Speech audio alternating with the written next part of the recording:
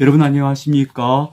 이해가 되는 성경 통독 18번째 시간입니다. 우리가 어제는 성막을 제작하는 대한 말씀을 읽었죠. 성막을 간단하게 좀 정리해 볼게요. 성막은요, 널판으로 나무 조각목으로 만든 널판 나무판을 쭉 세워서 뼈대를 만들고 그 위에 텐트, 천을 덮는 거예요. 근데 그 천은 4겹으로 덮는다고 말씀드렸죠. 첫 번째 제일 안쪽은 가는 배로 만들고요. 두 번째는 염소털로 짠 거고요. 세 번째는 붉게 물들인 순양의 가죽이고요. 네 번째는 해달의 가죽이다 해서 바다 짐승의 가죽을 가지고 덮는다. 그렇게 말씀드렸죠. 그리고 성막 안은요, 2칸으로 구분되는데 안쪽은요, 지성소예요. 지성소에는 하나님의 언약궤를 거기다가 모셔두는 장소예요. 그리고 이쪽 바깥쪽은요, 성소라고 불러요. 이렇게 2칸으로 구분되고요. 그 사이는 휘장을 딱 늘어뜨려서 구분한다. 그렇게 말씀드렸죠. 그리고 요 성소 안에는 북쪽으로 떡을 진설병을 두는 테이블이 있고 남쪽에는 금으로 만든 촛대가 아니에요. 등잔대. 초가 아니고 등잔이에요. 등잔대가 거기 딱 서로 마주보고 있다. 그렇게 말씀드렸죠. 그리고 입구는 동쪽이에요. 성막의 입구는 항상 동쪽인데요. 그 입구에도 마찬가지로 휘장을 드리워서 현관 그 입구를 딱 막는다. 그렇게 말씀드렸어요. 그럼 사람 출입할 때 그 휘장을 이제 걷어 올리면 사람이 출입하게 되는 거죠. 그리고 이렇게 만들어 놓고 또 성막 주위에다가 또 울타리를 쳐서 이렇게 천으로 이렇게 막을 친다고 했죠. 그래서 성막의 뜰을 만든다. 그렇게 말씀드렸습니다. 그 성막 뜰 앞에, 동쪽 성막 바로 입구 뜰 앞에 뭐가 서 있는가 하면 번제단이 서게 돼요. 번제단. 번제단이 하나님 앞에 제물을 태워드리는 번제단이죠. 그 노새로 만든다 하는 이야기들을 우리가 읽었습니다. 자, 오늘은 출애굽기 29장인데요. 출애굽기 29장은 제사장들을 세우는 위임식이에요. 요즘 말하는 임직식 같은 거죠. 임직 절차를 말씀해 주시는 건데요. 29장 10절부터 읽어보도록 하겠습니다. 너는 숫송아지를 회막 앞으로 끌어오고 아론과 그의 아들들은 그 송아지 머리에 안수할지며 너는 회막문 여호와 앞에서 그 송아지를 잡고 그 피를 네 손가락으로 제단 뿔들에 바르고 그 피 전부를 제단 밑에 쏟을지며 내장에 덮인 모든 기름과 간 위에 있는 껍풀과 두 콩팥과 그 위에 기름을 가져다가 제단 위에 불사르고 그 숫소의 고기와 가죽과 똥을 진 밖에서 불사르라. 이는 속죄제니라. 먼저 속죄 제사를 드리는 거예요. 너는 또 순양 한 마리를 끌어오고 아론과 그의 아들들은 그 순양의 머리 위에 안수할지며, 자, 우리 예비에 가면 자세히 나옵니다만 제물의 머리 위에 안수한다는 것은 나의 죄, 나의 허물을 말하자면 제물에게 전가시키는 절차인 거죠.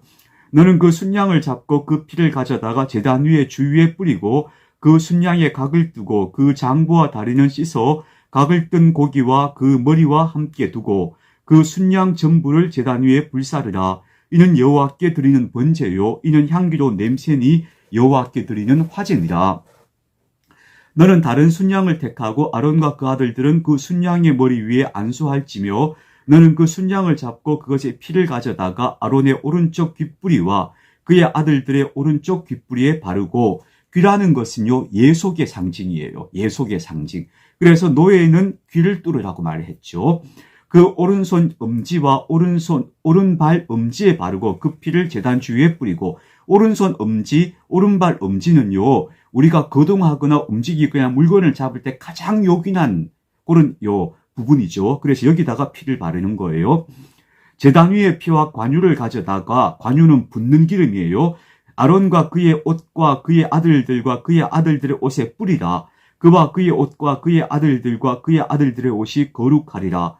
또 너는 그 순양의 기름과 기름진 꼬리와 그것의 내장에 덮인 기름과 간 위의 껍풀과 두 콩팥과 그것들 위의 기름과 오른쪽 넓적다리를 가지라. 이는 위임식의 순양이라.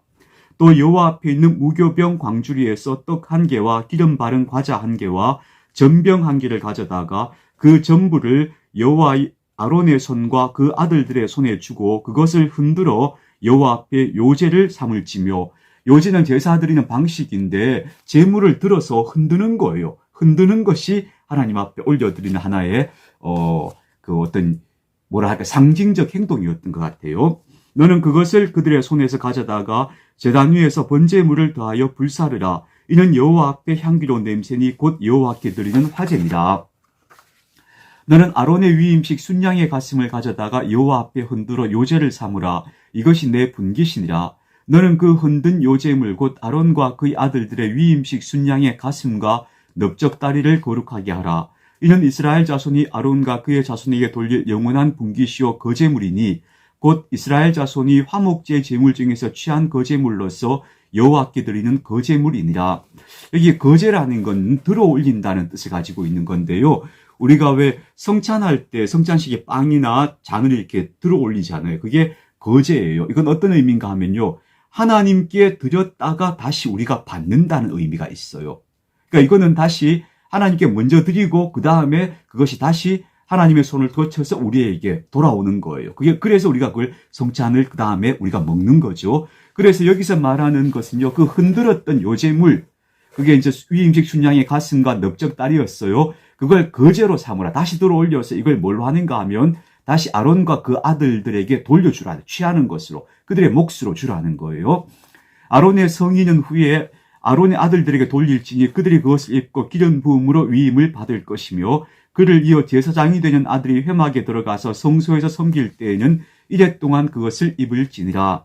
너는 위임식 순양을 가져다가 거룩한 곳에서 그 고기를 삶고 아론과 그의 아들들은 회막문에서 그 순양의 고기와 광주려 있는 떡을 먹을지라. 아까 들어올렸던 거제물, 바로 그 고기죠. 그들은 속죄물 곧 그들을 위임하여 그들을 거룩하게 하는 데 쓰는 것을 먹되 타인은 먹지 못할지니 그것이 거룩하기 때문이라. 위임식 고기나 떡이 아침까지 남아있으면 그것을 불에 사를지니 이는 거룩한즉 먹지 못할지니라. 너는 내가 내게 한 명령대로 아론과 그의 아들들에게 그같이 하여 이래 동안 위임식을 행하되. 자, 이렇게 이래 동안 제사를 계속 드리는 거예요. 7일 동안. 그게 바로 제사장의 위임식의 절차였던 거죠. 매일 숫송아지 하나로 속죄하기 위해 속죄제를 드리며 또 제단을 위하여 속죄하여 깨끗하게 하고 그것을 기름에 부어 거룩하게 하라. 너는 이래 동안 제단을 위하여 속죄하여 거룩하게 하라. 그리하면 지극히 거룩한 제단이 되리니 제단에 접촉하는 모든 것이 거룩하니라. 내가 제단 위에 드릴 것은 이러하니라. 매일 1년 된 어린 양 2마리니 한 어린 양은 아침에 드리고 한 어린 양은 저녁 때에 드릴지며 한 어린 양에 고운 밀가루 10분의 1 에바와 찌은 기름 4분의 1 흰을 더하고 또 전제로 포도주 4분의 1 흰을 더할지며. 자, 여기서 말하는 건요, 제단을 속죄하라는 제사를 또 드리라 했고요. 그 다음에 매일 1년 된 어린 양 2마리를 매일 드리라는 거. 요거는 이스라엘 제단에서 앞으로 계속 되어지는, 번제예요. 매일 드려지는 제사예요. 아침에 한 마리, 저녁에 한 마리. 요게 이제 상번제라고 불러요. 일상적으로 드리는 번제다. 상번제라 불러요. 요걸 드릴 때 밀가루와 기름을 또 포도주를 조금 섞어서 같이 거기서 부어드리는 거예요. 에바, 흰 같은 거는 부피의 단위예요. 흰은 주로 이제 액체를 이렇게 되는 단위가 됩니다. 한 어린 양은 저녁 때 드리되 아침에 한 것처럼 소제와 전제, 소제는 밀가루를 드리는 거예요. 가루를 드리는 걸 소제라 하고 전제라는 것은 액체를 부어드리는 거예요. 이거는 이제 기름 혹은 포도주가 되겠죠. 그것을 함께 드려 향기로운 냄새가 되게 하여 여호와께 화제로 삼을지니 이는 너희가 대대로 여호와 회막문에서 늘 드릴 번제라. 대대로 늘 드릴 번제라 하죠. 내가 거기서 너희와 만나고 내게 말하리라. 내가 거기서 이스라엘 자손을 만나리니 내 영광으로 말미암아 회막이 거룩하게 될지라. 내가 그 회막과 제단을 거룩하게 하며 아론과 그의 아들도 거룩하게 하여 내게 제사장 직분을 행하게 하며 내가 이스라엘 자손 중에 거하여 그들의 하나님이 되리니 그들은 내가 그들의 하나님 여호와로서 그들 중에 거하려고 그들을 애굽 땅에서 인도하여 낸 줄을 알리라. 나는 그들의 하나님 여호와니라. 자, 회막과 성막은 같은 의미라고 말씀드렸죠. 자, 출애굽기 30장입니다. 너는 분향할 제단을 만들지니. 자, 요건 뭐냐 하면요. 요거는요, 향을 태워 드리는 상을 만드는 거예요. 향을 올려놓고 태워드릴 상을 만들라는 거예요. 요건 번제단하고 달라요. 번제는 제물을 태워드리는 거고 요거는 향을 사르기 위해서 만드는 상이에요. 너는 분향할 제단을 만들지니 곧 조각목으로 만들되 길이가 1규빗, 너비가 1규빗으로 네모가 반듯하게 하고 높이는 2규빗으로 하며 그 뿔을 그것과 이어지게 하고 제단 상면과 전후 좌우면과 뿔을 순금으로 싸고 주위에 금태를 둘을 치며 금태 아래 양쪽에 금고리 둘을 만들되 곧 그 양쪽에 만들지니 이는 제단을 매는 채를 꿰을 것이며 그 채를 조각목으로 만들고 금으로 싸고 그 제단을 증거궤 앞, 증거궤 위, 속죄소 맞은편, 곧 증거궤 앞에 있는 휘장 밖에 두라.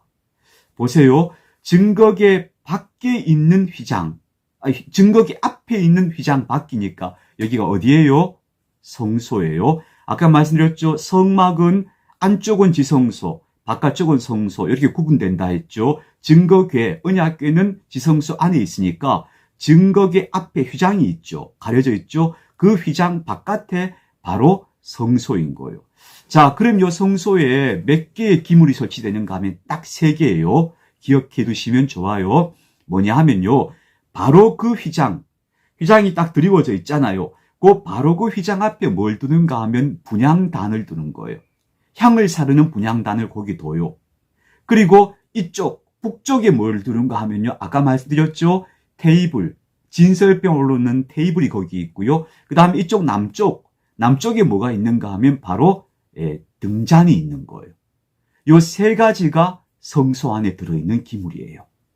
그러니까 지성소 안에는 언약궤와 속죄소, 속죄소는 뚜껑이 다 있죠. 그 위에는 2 천사가 이렇게 서 있는 거예요. 상이 새겨져 있죠. 상이 이제 만조각되어 있죠. 그리고 이제 그 지성소 바깥의 성소에는 이 분향단, 그리고 진설병 놓는 그 떡상, 그리고 이쪽에는 등잔, 이렇게 3개가 성소에 있는 거예요. 그리고 그 성소 입구도 다시 휘장으로 가려지는 거예요. 자, 계속 읽습니다.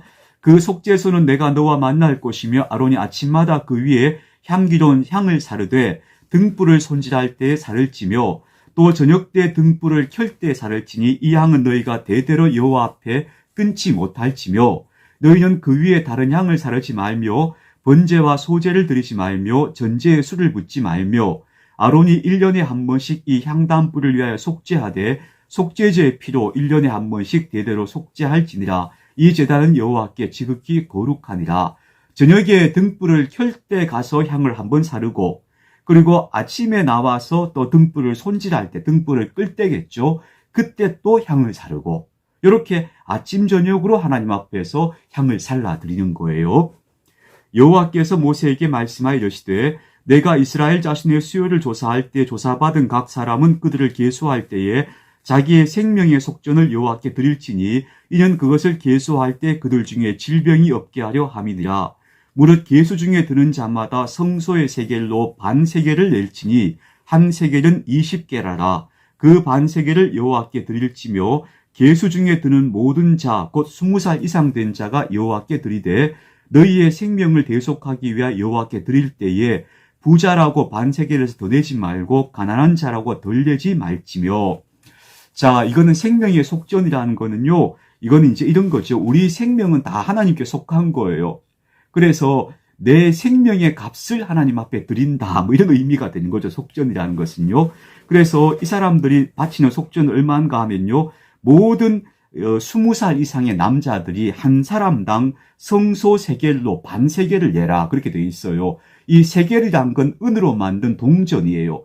동전인데 성소에서 만드는 세겔, 성소에 쓰는 세겔하고 일반적으로 통용되는 세겔은 무게가 달랐다고 그래요. 성소 세겔이 조금 더 작은데요. 그 성소 세겔로 은화 반 세겔을 내는 거예요. 요 한 세겔이 20게라 했는데 요거는 이제 더 작은 무게 단위인 거죠. 예전에는 화폐 가치가 만들어진 금화 혹은 은화가 무게가 얼마냐 하는 게 곧 화폐 가치였던 거죠. 그죠? 그리고 불순물이 들어있지 않고 순수한 상태에서 이게 무게가 얼마냐 하는 게 그 화폐의 가치를 결정해 주는 거였어요. 그래서 세겔은 화폐명으로 쓰이고 무게명으로도 쓰이는 그런 단위가 되는 거죠.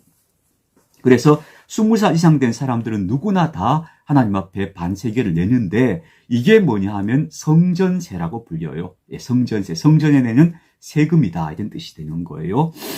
너는 이스라엘 자손에게서 속전을 취하여 회막 봉사했으라. 이것이 여호와 앞에서 이스라엘 자손의 기념이 되어서 너희의 생명을 대속하리라. 예. 여호와께서 모세에게 말씀하시되 너는 물두멍을 노스로 만들고 그 받침도 노스로 만들어 씻게 하되 그것을 회막과 제단 사이에 두고 그 속에 물을 담으라. 아론과 그의 아들들이 그 두멍에서 수족을 씻되 그들이 회막에 들어갈 때 물로 씻어 죽기를 면할 것이요 제단에 가까이 가서 그 직분을 행하여 여호와 앞에 화제를 사를 때에도 그리할지니라. 이와 같이 그들이 그 수족을 씻어 죽기를 면할지니 이는 그와 그의 자손이 대대로 영원히 지킬 규례니라. 자, 여기서 이제 마지막으로 한 개 더 만들어져요. 이게 뭐냐면 물두멍이라는 거예요. 물두멍은 노쇠로 만든 큰 대야예요. 대야. 물을 담는 대야예요. 근데 그 어디에 쓰는가 하면 제사장들이 하나님의 회막 성막에 들어갔다 나왔다 하고 또 제사를 지내고 할 때마다 자신들을 깨끗하게 하는 그런 자신을 정결하게 하여 씻는 이 큰 노쇠 대야를 만들라는 거예요. 요건 위치가 어디에 있는가 하면요. 성막을 말씀드렸잖아요. 성막 입구는 동쪽이 다 있죠. 그 앞에 휘장이 늘어뜨려져 있고요. 그 성막 입구 바로 앞에 물두멍이 있어요. 그리고 물두멍 바로 앞에 번제단이 있어요. 성막, 물두멍, 번제단. 이렇게 뜰 안에 그 앞에 동쪽을 보면서 이렇게 서 있는 거예요. 여호와께서 모세에게 또 말씀하시되 너는 상등 향품을 가지되 액체 모략 500세겔과 그 반수의 향기로운 육개 250세겔과 향기로운 창포 250세겔과 여기는 세겔이 무게단으로 사용되고 있죠. 계피 500세겔을 성소의 세겔로 하고 성소에서 다는 무게단위로 하는 거예요. 감람기름 한 흰을 가지고 그것으로 거룩한 관유를 만들되 향을 제조하는 법대로 향기름을 만들지니 그것이 거룩한 관유가 될지라. 관유는 붓는다 이런 뜻, 붓는 기름이에요. 여기 이제 여러 가지 향료가 들어가는 거죠. 향료는 주로 식물에서 채취한 그런 향료일 것으로 식물 혹은 바다 생물, 조개류 이런 것에서부터 채취하는 향료라고 그렇게 말하기도 해요.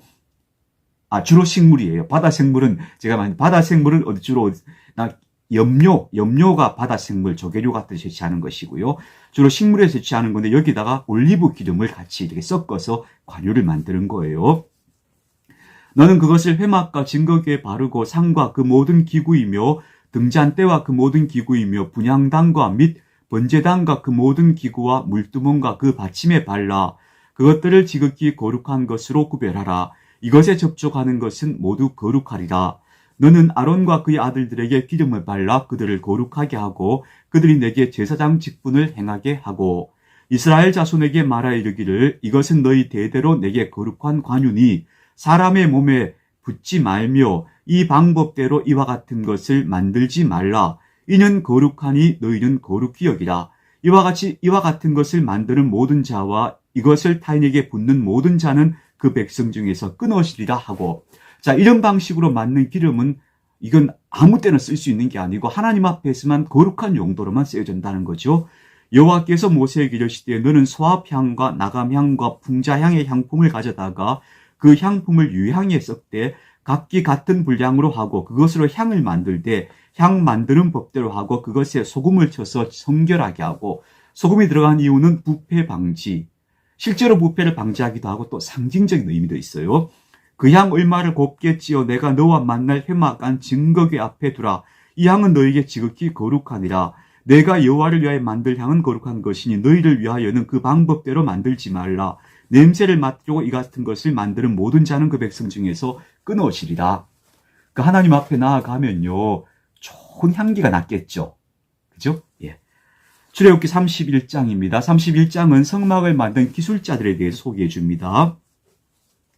여호와께서 모세에게 말씀하시되 내가 유다 지파 훌의 손자여 우리의 아들인 부살레를 지명하여 부르고 하나님의 영을 그에게 충만하게 하여 지혜와 총명과 지식과 여러 가지 재주로 정교한 일을 연구하여 금과 은과 노스로 만들게 하며 보석을 깎아 물리며 여러 가지 기술로 나무를 새겨 만들게 하리라.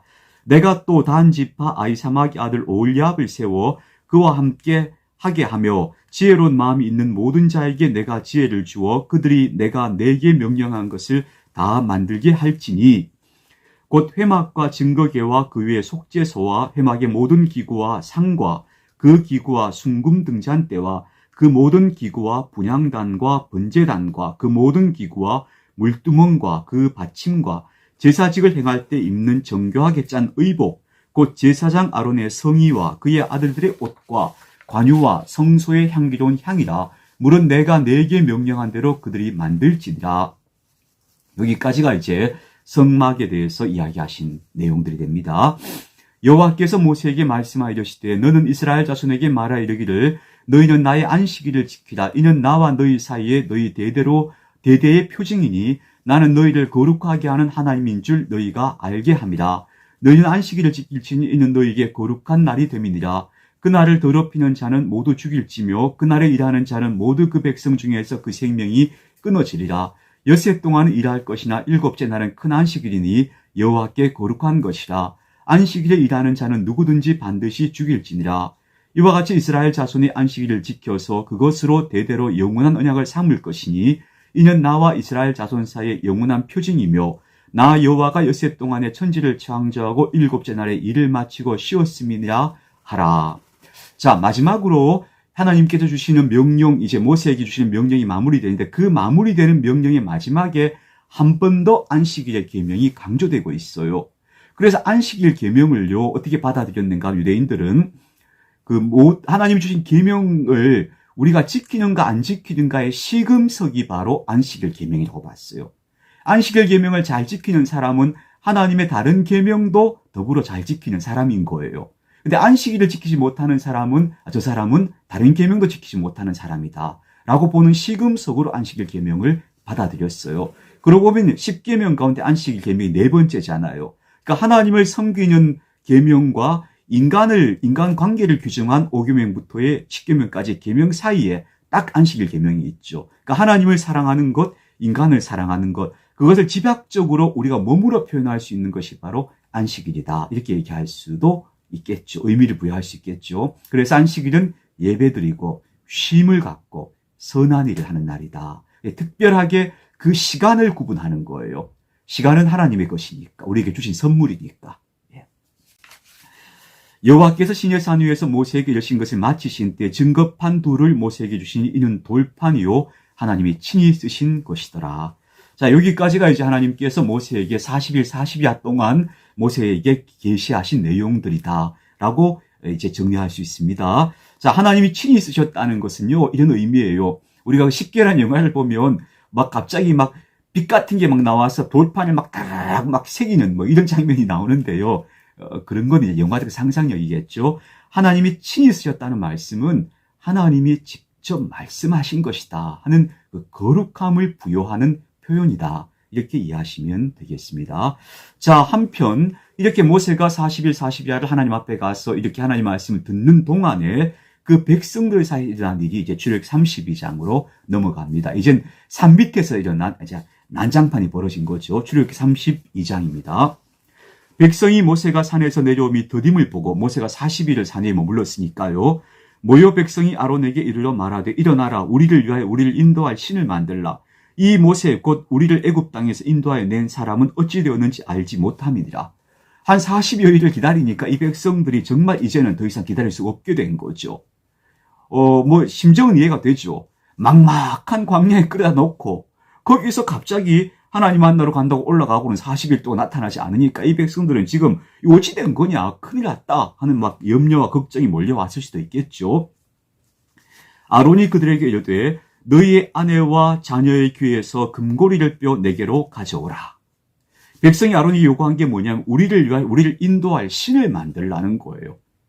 너무 두렵고 겁이 나니까 우리를 이끌어갈 신을 만들어 달라, 형상을 만들어 달라. 그렇게 요청했더니 아론이 금을 가져오라고 요청한 겁니다. 모든 백성이 그 귀에서 금고리를 빼어 아론에게로 가져가매 아론이 그 손에서 금고리를 받아 부어서 조각칼로 새겨 송아지 형상을 만드니 그들이 말하되 이스라엘아 이는 너희를 애굽 땅에서 인도하여 낸 너희의 신이로다 하는지라. 자, 여기서 우리가 이제 앞으로 보게 되는 중요한 신 개념의 이제 충돌을 보게 되는데요. 아론이 사람들에게서 모은 금을 가지고 송아지 형상을 만들었어요. 이 송아지 형상 아마도 애굽에는 아피스 신이라고 하는 소의 형상을 가진 신이 있어요. 그 모습을 형상을 본떴을 것이라고 봐요. 송아지는요, 소는 특별히 농사에 유용한 동물이었기 때문에 농사의 풍요와 풍작을 기원하는 동물이 소이기도 했어요. 그래서 이제 그런 송아지 우상을 만들었는데, 자, 이걸 만들어 놓고 이스라엘아, 이는 너희를 애굽 땅에서 인도하인 너희의 신이로다라고 얘기한 거예요. 아론이 지금 송아지를 만들어 놓고 송아지에 다른 이름을 붙인 게 아니에요. 이 신이 바로 우리를 인도하신 하나님이시다. 하나님의 형상이다라고 하나님을 이렇게 송아지 형상으로 만들어 버린 거예요. 그러니까 아론의 입장에서는 어느 정도 마음속에 변명할 거리가 있겠죠. 나는 다른 걸 만든 게 아니야. 형상이 없는 하나님을 백성들이 두려워하고 걱정하지 안심하도록 송아지 형상으로 하나님을 만든 거야. 형상을 그냥 그렇게 그려본 거야 라고 설명할 수도 있겠죠. 그런데 이게 큰 문제예요. 이게 무슨 문제인가 하면요, 신의 형상을, 신을 인간의 어떤 생각, 인간의 욕망, 인간이 빚어낼 수 있다라고 하는 가능성, 이 가능성이 문제인 거예요. 우리 하나님은 인간이 헤아릴 수 없는 분이에요. 우리가 하나님 앞에 고개를 숙이고 그분 말씀이 뭐라고 하시든지 그 말씀에 귀를 기울여야 하는 대상이고, 그분이 말씀하시면 우리가 순종해야 되는 대상이에요. 그런데 아론은 여기서 그 관계를 역전시키는 거예요. 인간이 형상을 부여하고 인간의 욕망을 투사하고, 그 송아지는 말씀드린 것처럼 풍작, 다산 이런 걸 의미하는 거거든요. 그걸 그 욕망을 투사한 대상으로 신을 만들어 버리는 거예요. 그러니까 이런 신은 용납될 수가 없는 거죠. 다시 말씀드리지만 우리 야훼 하나님, 우리 여호와 하나님은요, 고대의 어떤 신들과도 비교할 수 없는 분이에요. 그래서 종교학에서도 이 이스라엘의 하나님을 뭐라고 규정하는가 하면 윤리적 유일신이라고 규정해요. 윤리적 유일신. 그분은 인간에게 윤리적 행동을 명하시는 분이에요. 그런데 이 시대의 다른 모든 고대 근동의 종교들, 어느 문화나 마찬가지인데요. 그 모든 종교들의 목적은 뭐냐면 인간의 안녕과 평안, 다산, 풍요, 인간 욕망을 대상으로서 신을 만드는 거예요. 그래서 그 앞에 가서 우리 잘 살게 해주세요. 우리 안전하게 해주세요. 우리 지켜주세요. 이거 구하는 대상이었던 거예요. 그러나 성경의 하나님은 그런 하나님이 아니고 인간에게 윤리적 삶을 명하시는 윤리적 유일신이었던 거예요. 차원이 다른 하나님이에요. 그런데 아론이 하나님을 이렇게 격화시켜버린 거예요. 이게 문제인 거죠.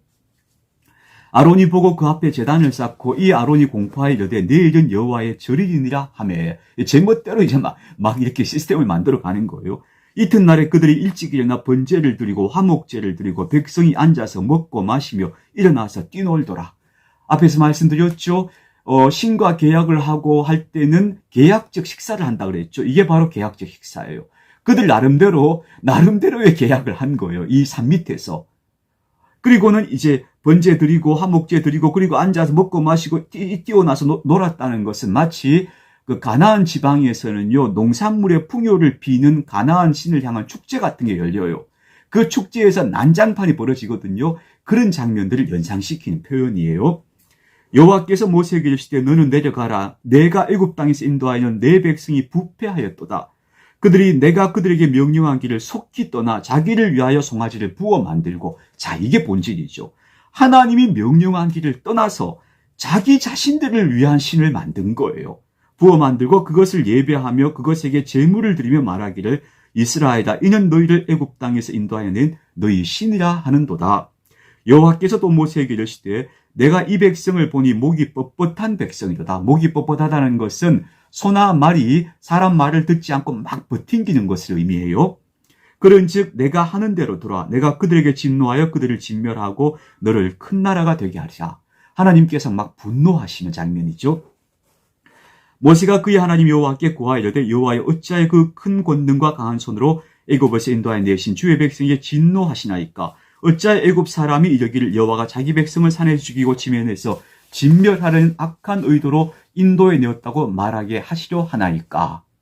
주의 맹렬한 노를 그치시고 뜻을 돌이키사 주의 백성에게 이 화를 내리지 마옵소서. 이제 모세가 하나님께 탄원하는 거죠. 모세와 하나님의 줄다리기인데 이 장면에서 우리는 아브라함이 소돔과 고모라를 위해 탄원했던 그런 장면도 떠오르고 또 예수님이 십자가상에 했던 탄원, 또 스데반의 탄원도 떠오르게 되죠. 자, 오늘 여기까지 하겠습니다. 내일 또 이어가도록 하겠습니다. 여러분 좋은 하루 되시기 바랍니다.